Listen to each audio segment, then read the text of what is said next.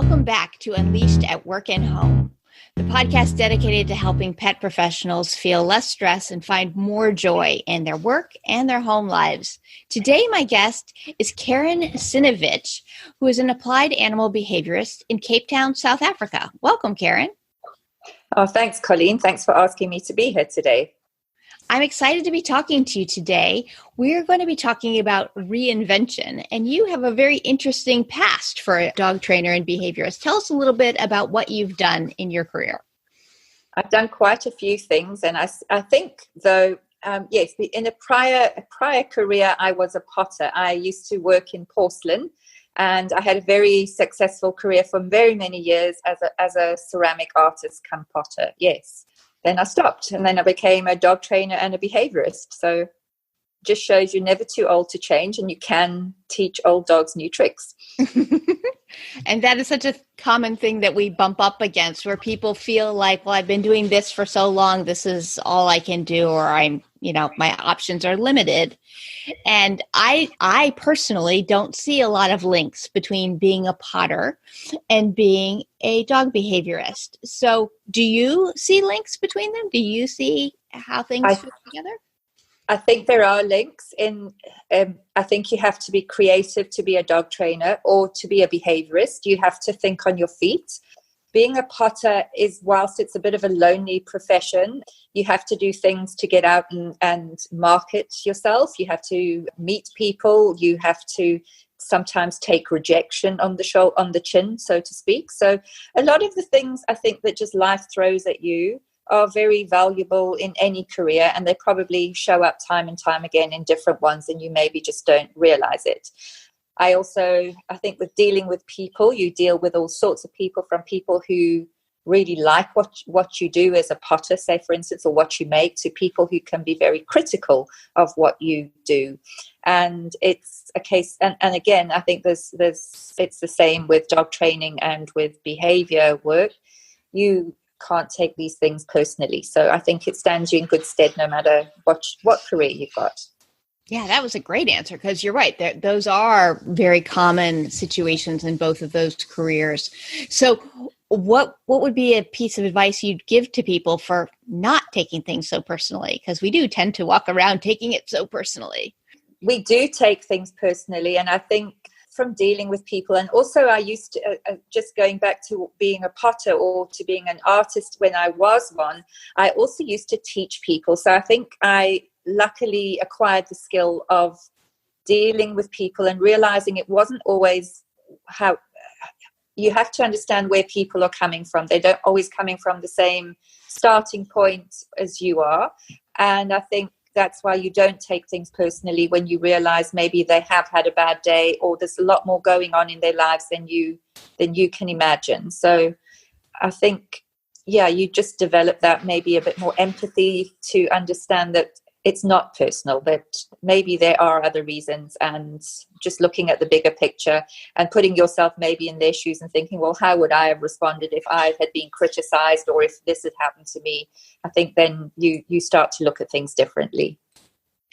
Yeah, I think that's really valuable, because we are always writing stories in our heads, but our stories are often just the first one that comes up in our head we decide is the correct one. And that's not really true. So exactly. Often there are so many different ways we could look at a situation. And that's very helpful advice. What supported you as you made the shift from pottery to dog behavior?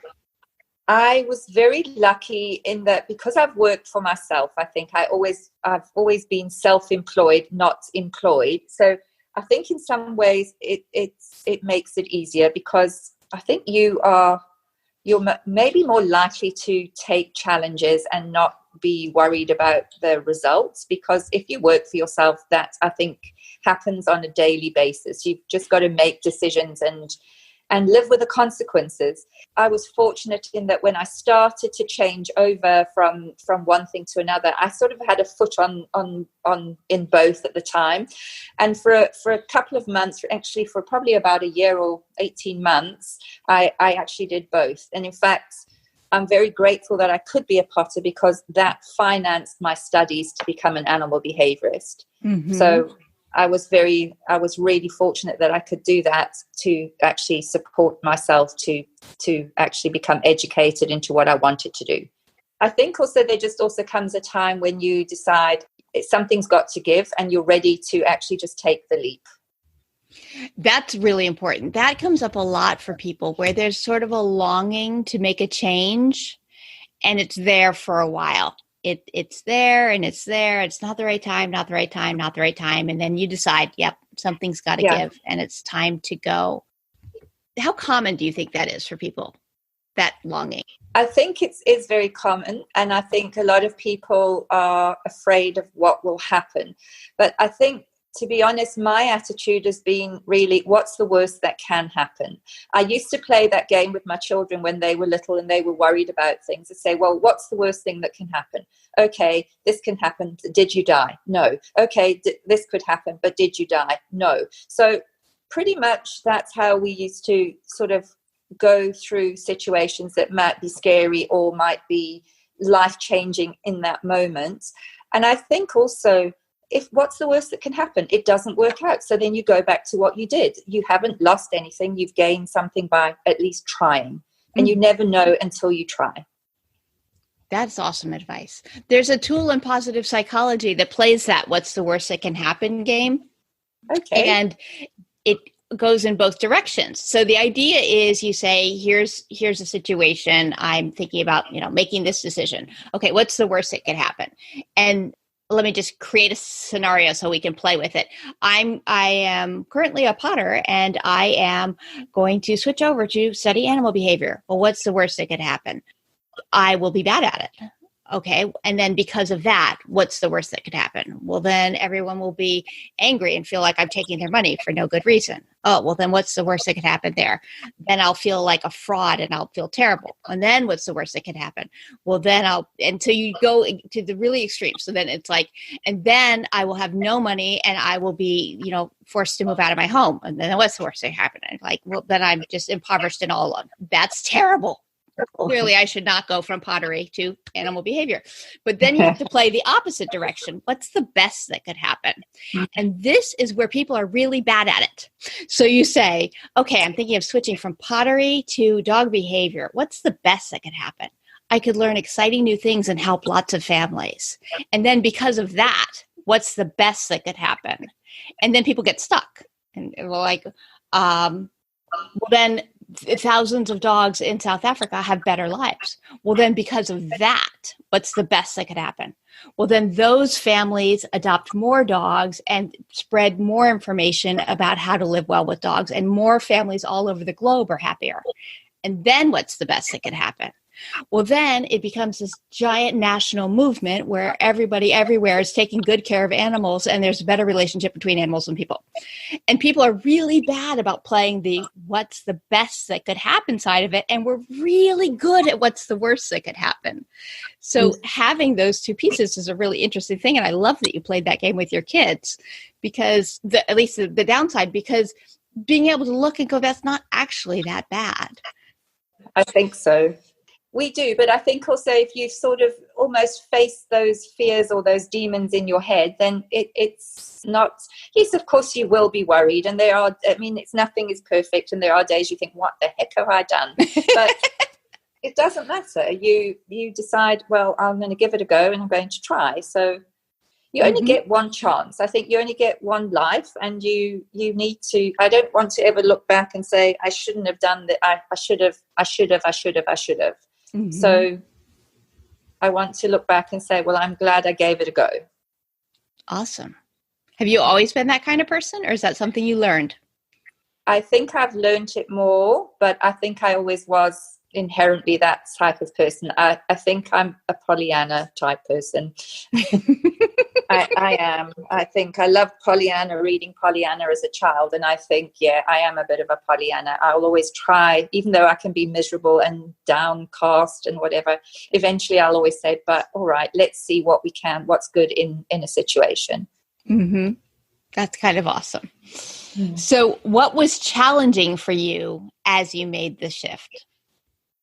Challenging, I think, was becoming known and gaining experience. I think in the beginning, when you do all of these things, you go, I think, I don't know what that whole lot is, but when you go from, you think you know everything to you realize you know absolutely, and then you crash and burn a little and you realize you know nothing about anything, and then you start to sort of gain that little bit of confidence, and maybe I know a little bit about something. So that's sort of been how it went. So yes, I think the way though that I practiced and the work that I've done, it was all positively reinforced training, and it's always tried to be force-free training. So even if things weren't maybe the best, you weren't doing really any harm, hopefully. Mm-hmm. So yes, and I like to think I've improved over the years.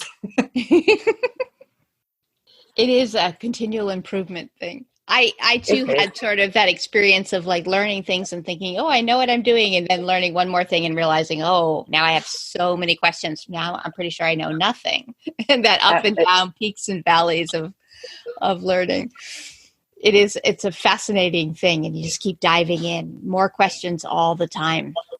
And I think that's the thing, lifelong, I think you're never done. And I think I have that sort of mind where I like learning, I like trying things.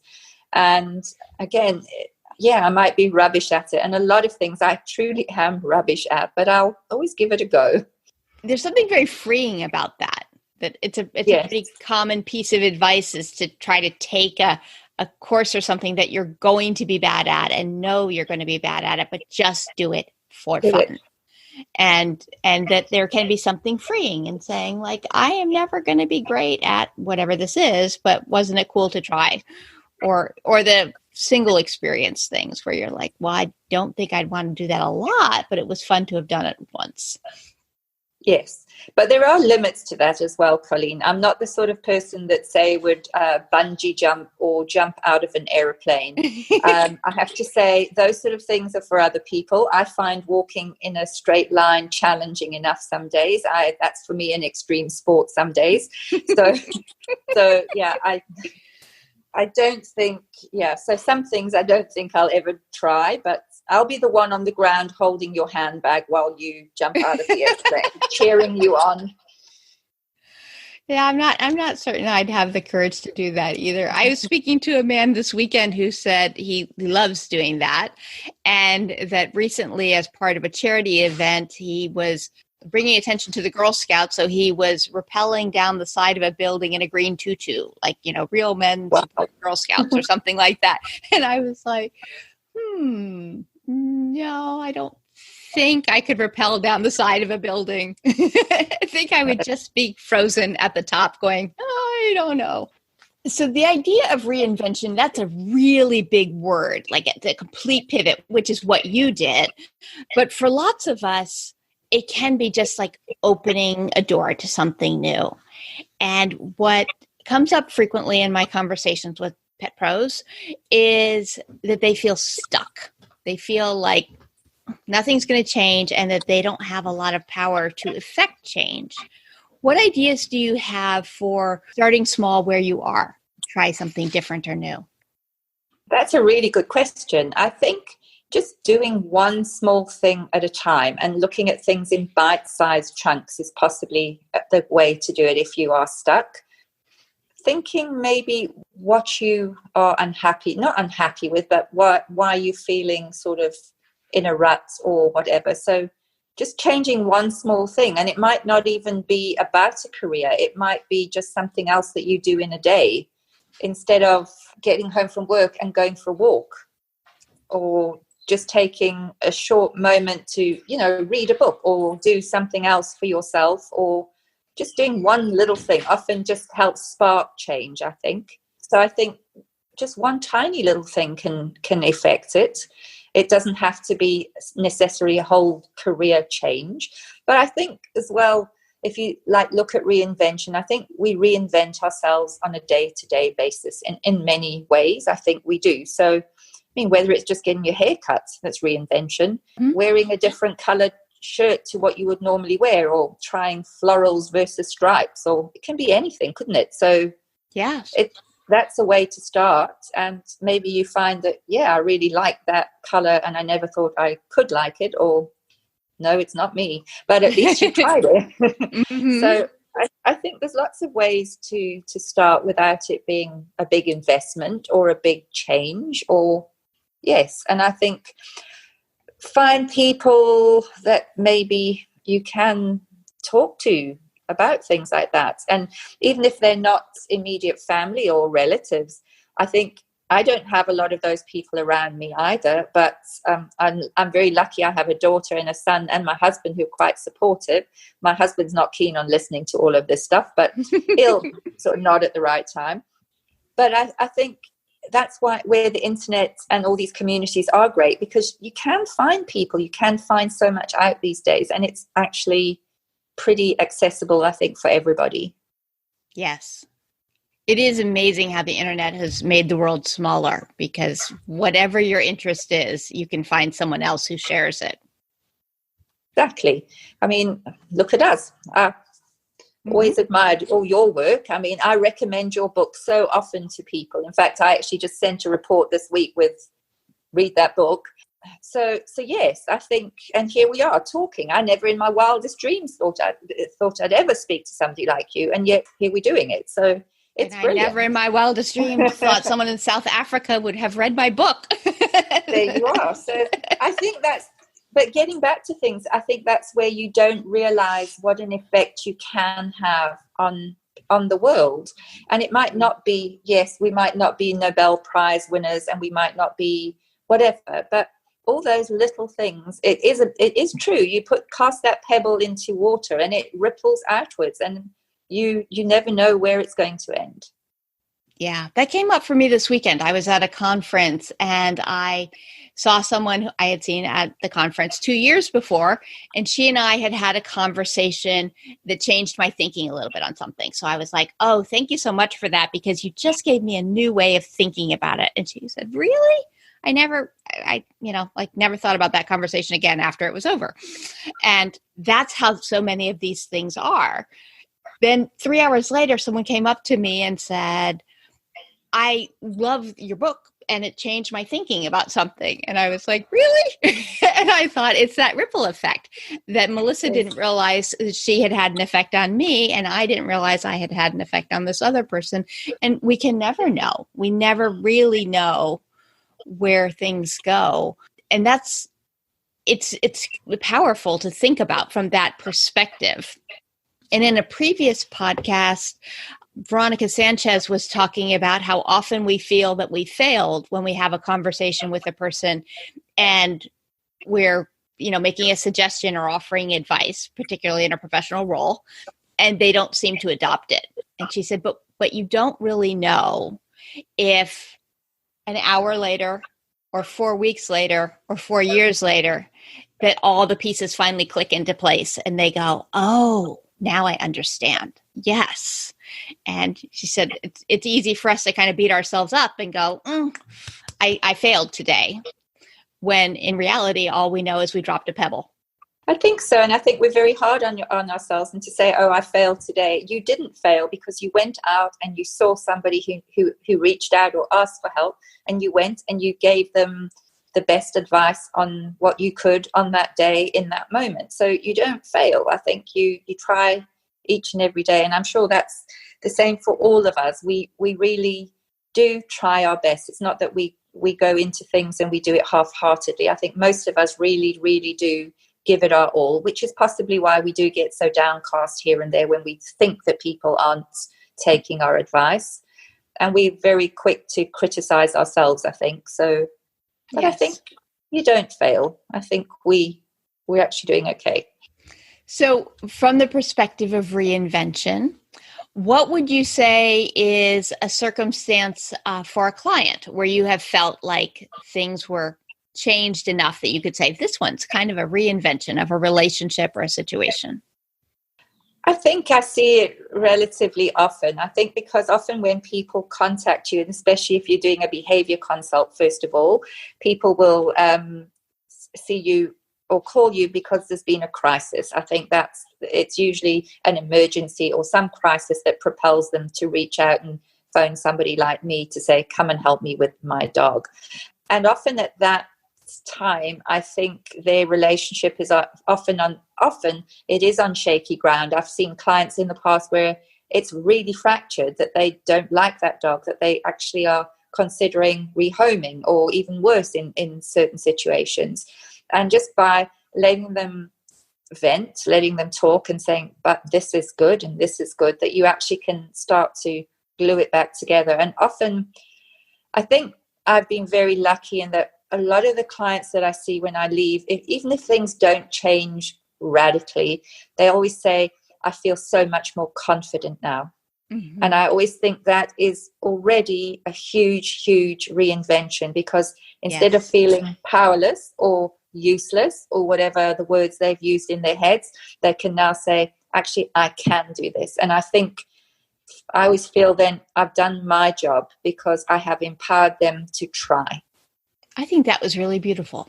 I loved how you said that. The whole idea of giving someone confidence is a reinvention, and that is the role that you serve for the client. I love that.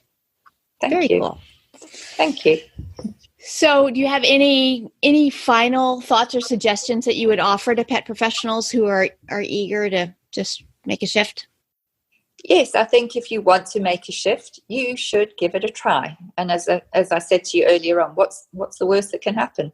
Yeah. If it doesn't work out, you've had the experience, then it's not for you. And that's also not a bad thing. Some things aren't for all of us. I know I'm not for bungee jumping, for instance, or jumping out of an aeroplane. It's not for me. But there's lots of other things that are for me that I can try, and I'll say, that was great. It was a great experience. I mean, I'll give you a quick example of something I did try the other day. Something I've always wanted to do was go mushroom foraging. Okay, so I joined this course. They were doing mushroom foraging. My daughter and I went off on it. It was the biggest waste of my time ever. I could not find, in fact, Colleen, I found one mushroom. It was the poison mushroom that nobody else wanted. That was the only one I found. So I know I'll never be a mushroom forager from now on, and I will just go to the market or to the shop and I will buy my mushrooms. So, but it wasn't a bad experience. It was nice to be out in the morning in the forest, etc. But I did get very soppy, wet feet, which I wasn't keen on. But aside from that, it was okay. So, yeah. Yeah, and that's the spirit too. Like, now I've done it. I have done mushroom foraging, and it's not for me. That's it. There you go. And I think that's it. I think just trying something that's maybe completely different and seeing, yes, it's good, or no, it's not. Because I think otherwise we can just focus one step in front of another just to get through our days. And before we know it, our days have changed to weeks, to months, to years. And you look back and you say, where did all that time go? And otherwise you can. If you have, I think the thing is, whilst people say, I know I'm rambling a bit, but whilst people say follow your passion isn't enough. I would have loved to have done a lot of things, but you also have to have a reality check, I think, and know that, I wasn't going to be an astrophysicist. I wasn't going to be a ballet dancer, a mushroom forager, apparently. But I could be a dog trainer. I could be a behaviorist. I was a good potter. So all of those sort of things I could be. And there's probably I'd still love to maybe in one life be a florist for some reason, or have a nursery, a garden center. I love plants. Interesting. Yeah. So I think just being an enthusiast and trying stuff. There's nothing lost by trying. Yes. Well, that's perfect. That sounds like a great place to wrap up our conversation here today. So, Karen, if people wanted to learn more about you and your work, how could they do that? Oh, they can probably find me out on Facebook. I'll give you the link if you like afterwards, or it's just under my name. I think it's Karen Sinovich, Animal Behaviorist. So I'm on Facebook, I'm on Instagram. You can see what I get up to. You can laugh at all my bloopers, because, yes, I do make a few. And that's about where you'll find me. Awesome. I will link to those in the show notes so people can find them. Thank you so much for talking with me today, Karen. This has been really fun. Thanks, Colleen. It was lovely. Thank you so much for having me. It's been really a great experience. Thanks for listening to Unleashed at Work and Home. Are you looking for ways to feel better fast and make it last? Do you want more actionable ideas and strategies? Would you like to connect with other amazing pet professionals who care about helping animals and creating healthy, fun work cultures? If so, you are going to love the Unleashed Resilience community. Visit ColleenPilar.com/community for more information. I can't wait to see you there.